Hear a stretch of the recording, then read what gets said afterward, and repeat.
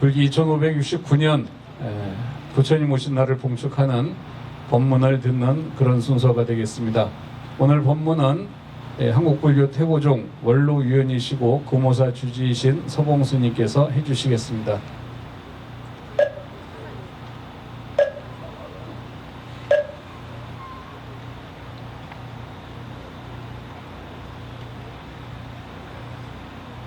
제가 이제 목소리가 좀 그래요. 나이 먹으니까 목이 다 이상이 옵니다. 저는 스님 된 지가 올해 79년이에요.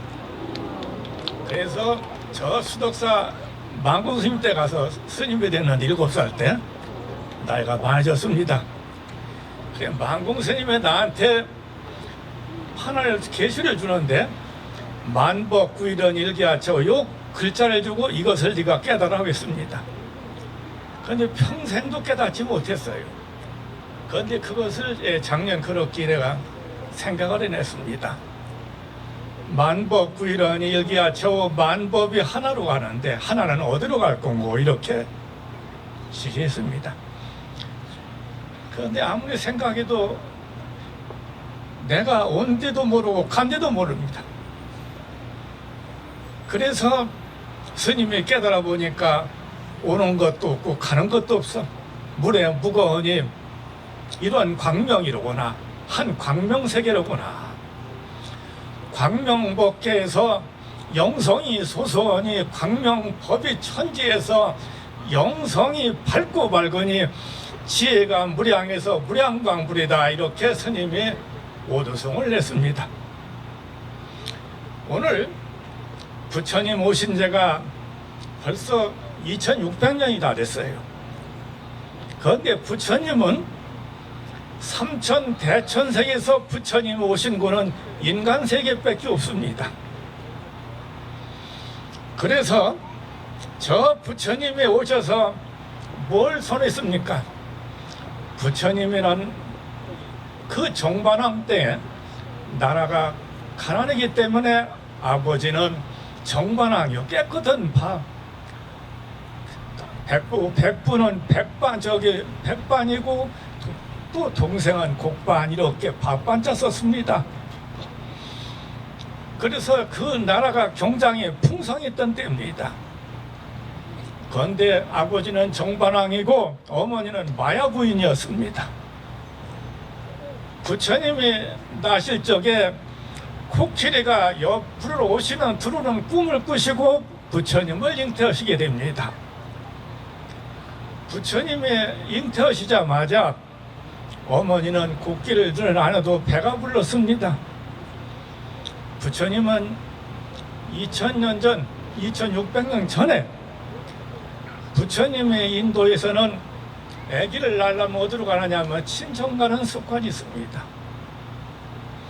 그래서 마야 부인께서 친정 코올라성이라는 성주의 딸이에요. 마야 부인은 코올라성을 가시게 됩니다. 가시다가 4월 조파일 때는 꽃이 만발하고 또 새들이 울음을고 아주 너무 아름다웠습니다. 그래서 눈변이 동산에서 잠시 쉬었다 가게 돼요. 그래서 부처님 어머니 마야 부인이 동산에 이렇게 쉬시는 동안에 무수나무라는 나무가 있어요. 무수나무에 쉬시는 동안에 산기를 느껴서 무수나무 가지를 잡으시고 부처님을 낳게 됩니다.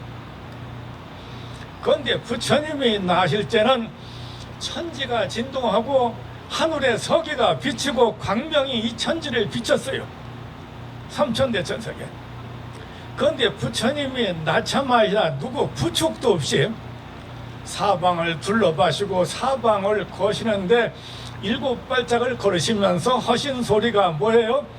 천상천하 유화독존이다. 이건 여러분이 꼭 외셔야 됩니다.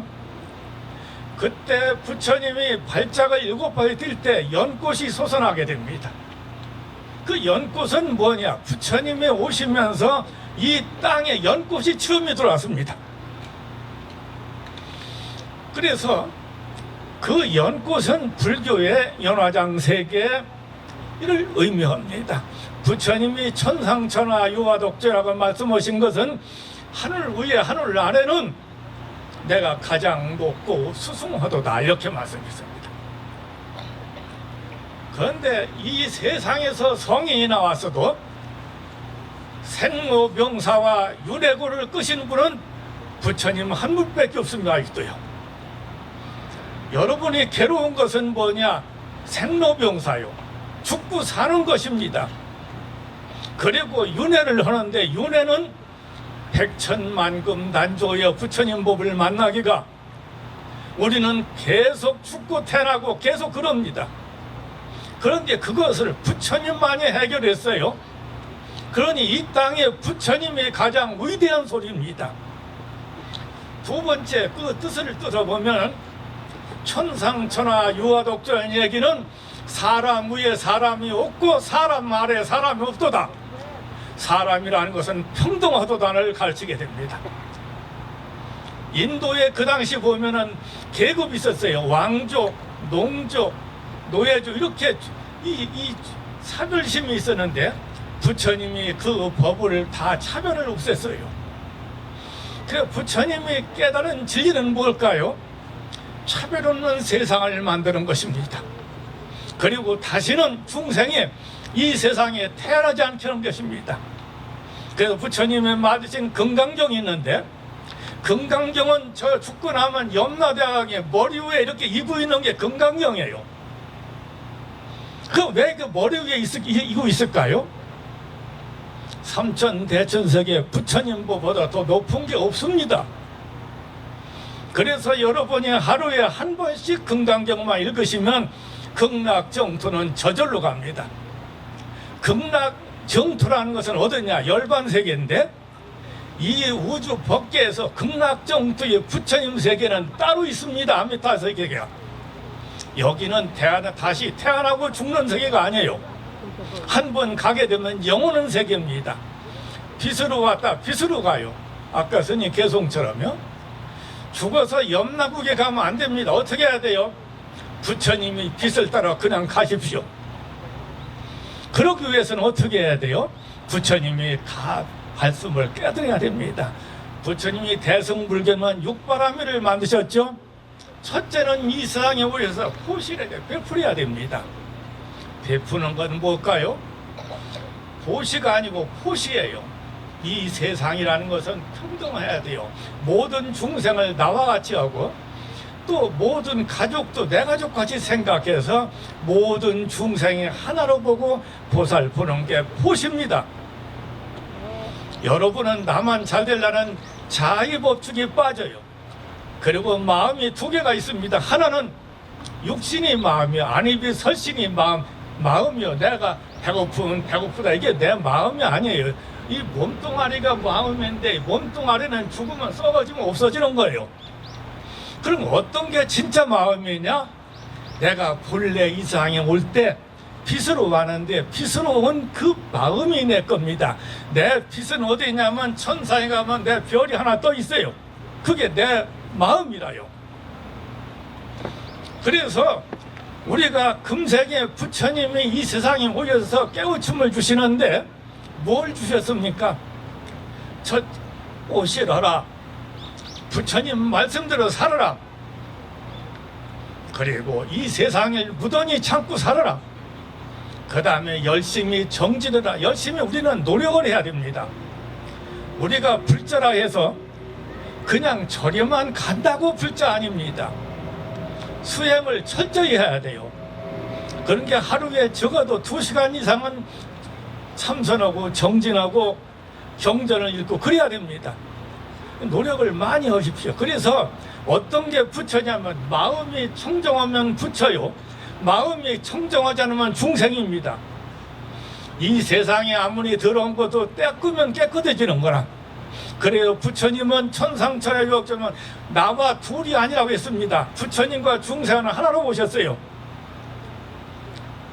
그래서 오늘 가장 중요한 것은 사람 위에 사람하고 사람 아래 없다. 차별시 없는 세상을 만드셔야 된다. 그러면 연꽃은 어떤 물건이냐? 우리는 죽게 되면 연화장색의 연꽃으로 태어나는데 연꽃은 그 더러운 방죽이 펴도 더러운 물을 들지 않습니다. 그리고 연꽃의 뿌리를 보면 분영이 8개가 있는데 8개는 가운데가 바로 중심축이 있어요. 그렇게 팔 정도입니다. 불자가 팔 정도는 아주 줄줄 해야 됩니다. 육바람에도 정성껏 읽어야 됩니다. 그리고 금강경도 매일 읽고 해야 됩니다. 그래서 금생에 부처님 나신 데서 성불하지 못하면 기회는 없습니다. 그래서 인간이 죽어서 축생으로도 많이 돼요. 그 축생되면 다시는 기회 없어요. 지금 여러분이 인간에 대해서 여기에 부처님을 만난 것은 무한한 광명이고 빛입니다. 오늘 이 시흥시라는 데는요, 저 옆들이 보면 시흥시 연꽃이 있어요.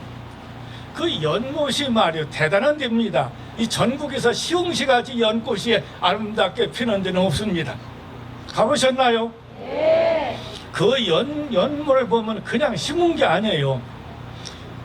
어떤 분은 자연에서 이루어진 겁니다. 그래서 시흥이라는 글자는 이제는 일어난다는 얘기예요. 흥할 수 있다 하는데 연꽃에 어제 스님이 법문한다고 하니까 꿈을 꾸는데 저기 용왕님의 저 연밭에서 올라가는 꿈을 꿨어요, 스님이. 그래서 시흥시에서 앞으로 인물이 나올 것입니다. 저 불출 제도는 인물이 나타나서 이 나라를 아름답게 일으킬 겁니다. 그래서 우리나라가 다시 저 북경으로 인해서 저기 중국까지 우리나라가 통일천할 수 있는 성자가 나오게 됐습니다. 우리 시흥시가 그러한 동네예요. 알겠죠? 그래서 우리가 시흥시 사는 걸 영광으로 하시고 우리 시흥시 시민들은 합심해서 어쨌든 간 우리 시흥시가 발전하고요. 앞으로 미래의 계획을 열도록 그렇게 도와주시기를 간곡히 바랍니다. 스님 올해 법문하면 안 되죠. 그래서 계속하겠습니다. 오니 차공덕 보구보 일체아 등여 중생 탐생등 낙국 동견 무량수 개공성불도라 나무 아미타보.